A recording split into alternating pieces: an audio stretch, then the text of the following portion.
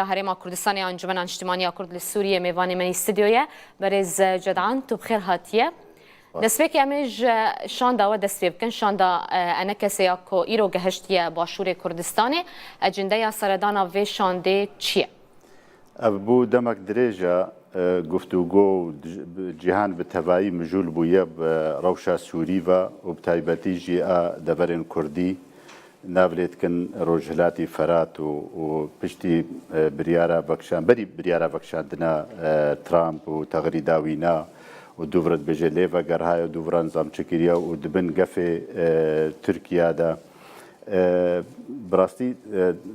nav encûmenê de ew dibû danûstandin çê dibû ino divê dîtin ême jî weke nûnertiya Herêma Kurdistanê me tewsiyek di civîna xwe de stand û şiyan de ji amendariya giştî re a encûmena Kurdî ino gereke hûn dîtinekê bibînin bi Herêma Kurdistanê re ji ber çûn û hatin li cem wa hebû ji ber ew bêhtir di nav bûyera de ne ji ber cihê navdewletî xelkê wa wa dibînin Emerîkan bin, Frensî bin, Tirk bin, kî bin yanî êgo eleqedarin bi kêşa Sûrî bi tevayî re û a taybetî jî a Kurdî. Ji ber wê yekê me got gereke ev dîtin çê bibe daxwaza me jî bû û dîtina Herêma Kurdistanê jî bû. Bes tozekê taxîr bû hetanî tertîb bû li gor wedعê wan ê viyalî û ê wiyalî hetanî Yani girêdana mesela û destpêşxeriya tenekê tune ye. Hiç şêwê pê tune biryar hatibû standin mewعed jî hatibû danîn berî got ev destpêşxerî jî werê naskirin û werê dîtin û werê bihîstin jî yanî. Ev hatina bir îşê wê pê tune ye bes mane nîne dûvra encûmena Kurdî vê jî di nav xwe de danûstandinê li ser bike çi bikin çi nekin başa ne başa başbûna wê heta bikuya kengî bên ser vê meselê lê ez dixwazim her li ser mesela şandê bimînim û ev şandê bi kê re bicive û wê çend rojal vê de bimîne wê behsa çi bêkirin wan civînan de destaya serokatiyê weke te keremkirî di ew ê de hatî gotin rapora we de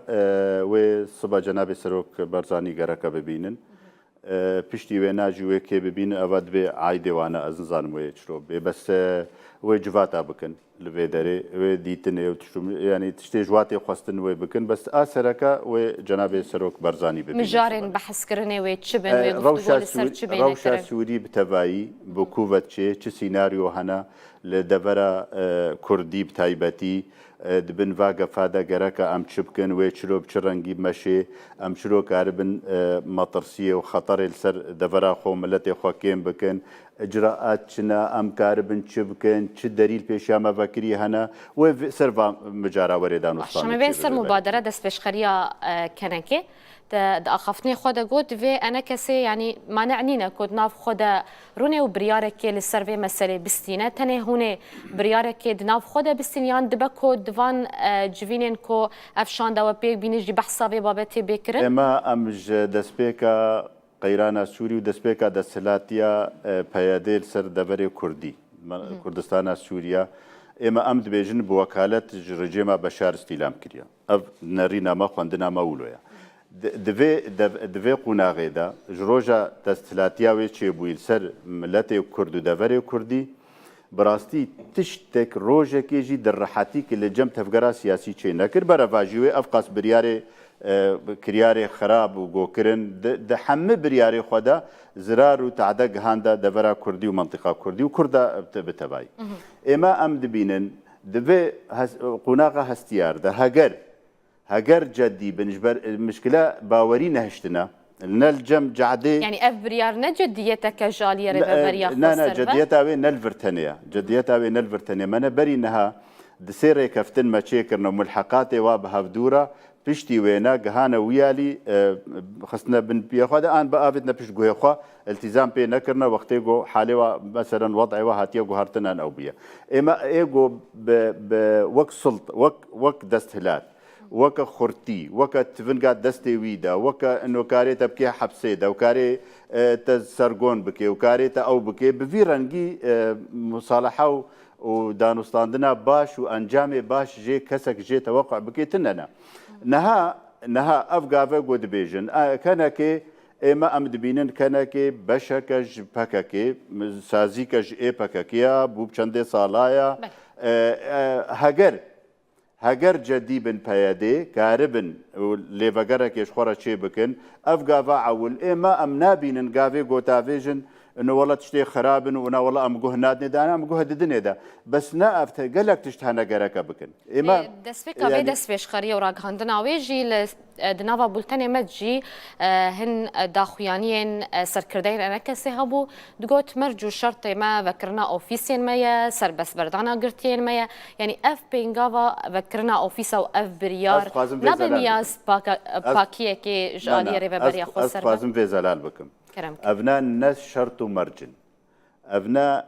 zemîneke hazir dibe ji bo tikaribe em karibin li hev rûnin يعني إما أف شرط ومرج نأفن شرط ومرج وقتي أم بكمنا دانو زمين جبو يكجيا بس قال لك هنا أف يكجيا إيجو جركا كربانة جميج دا أنا هاجي خلق جيت برسن باشا تشرا قرتنا تشرا قد خكرنا حتى نوكات هاتي بشتيفا قصالة أنجي 2 سال 3 سال نوكات قبول دكيف مثلا يعني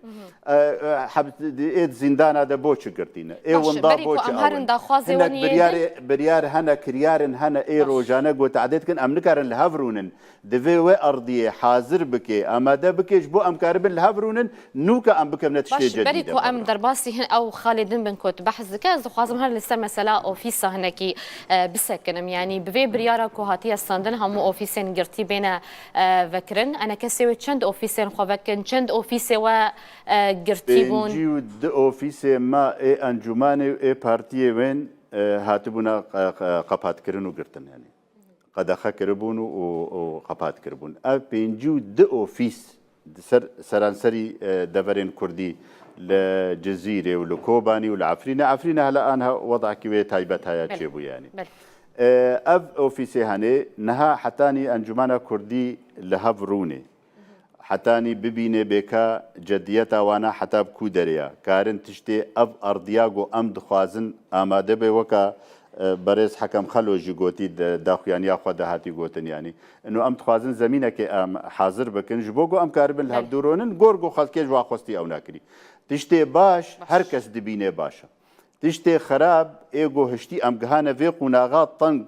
نها ام خستنا قناغه كده ناهي باوري نما يلجم التي كرد بركفتني ما ودانوستاندني ما نهشتنا باوري نهشنا ارضي جرا نهشنا يعني دفوي ارضي فقرينن حتى وبيجنا خلكيش بر او دستلاتن جالي خفت في بريارا بسطينن انا اوفيسا مانا تش دانوستاندن سردفيبو مانا بريارا كي واد بيجن او انما قرتن ايد زندان هذا ما نقرك بريارك جموابي بري من قد خاق وفقرنا هندروي سوريا جو سرقوم كرنا املاكي خلكي جواستان او ناك نقرك بريارا درخن دعوال سروارا كرنا بنافي سازيه وبنافي فلان وبيفانا اونا دفع فحم بريار دركفن جموانا دانوستان جرا نافي نوكاغو ام بزانن خلق بيجي والله حسن نيه هيا والراستا وانا ما هاتن امجي كارن بي وقتي نزيكي وينا ببنا لك سپاس بريز جدعان علي اندام نوراتي هرما كردستاني انجمن اجتماعي كرد لسوريا كنتم يواني مي استديو بزور سپاس